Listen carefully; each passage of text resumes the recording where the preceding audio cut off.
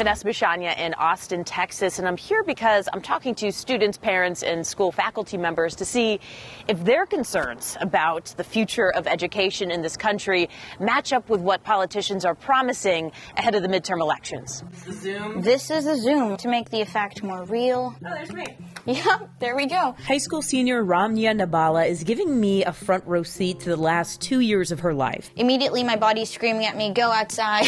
Like millions of students, her school, extracurriculars, and social life were boiled down to this room and this computer. As she stared into the Zoom screen for all that time, she also found herself reflecting. Why am I running this rat race, and why do I not feel good about it? Like, yes, I'm completing my assignments, I'm feeling like my grades are okay, but I don't feel that okay. With the pandemic pulling back the curtain on a lot of these questions, it made her think about not only how the circumstances were making her feel, but how they were exposing what she sees as the pitfalls in education in general. I had a couple of friends who they're busy taking care of their siblings. They weren't able to necessarily log on to Zoom, and so their home responsibilities trumped being able to attend school. Your background really came into play in terms of how the pandemic affected you. Even though Ramya wrote the book on this topic, and I'm not kidding, she self-published a book during the pandemic. She says it is clear to other students how inequities in education impact their success. This, on top of other pandemic traumas, is creating a mental health and learning crisis among her peers. We had to relearn how to be engaged in class, and that's still something we're recovering from right now. School resources are stretched thin at a time when they're needed most. There's a nationwide teacher shortage.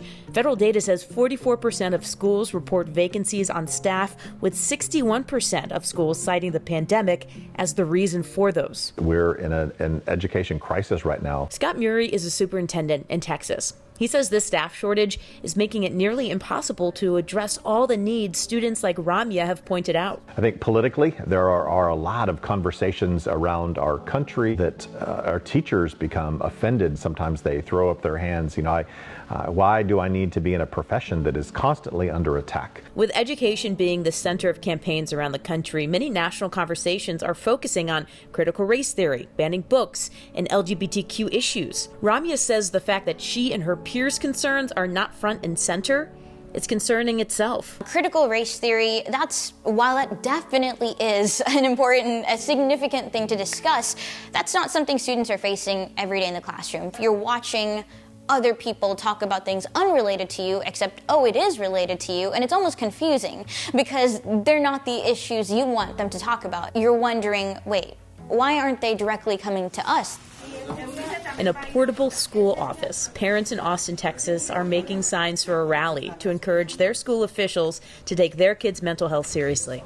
Politicians, they really don't come and talk to us, the parents, and say how you feel about how your school is doing. This should not be a contentious issue. Any party should be competing for how much they can support public education. As we get ready to cast a vote, educators, parents, and students hope their voices are heard. As for Ramya, well, she can't vote quite yet, but she is hoping everyone keeps education in mind when they do. If we all push through, I don't hope, I know that this will improve. I'm Vanessa Bushanya reporting. Thank you for joining us this week for our preview of the midterm elections. Join us next week. We're focusing on one of the top issues for voters, health, how the pandemic impacted the overall health of the country, and how failing malls could improve healthcare access. Until then, from Las Vegas, Nevada, I'm Chris Stewart, and this is The Race.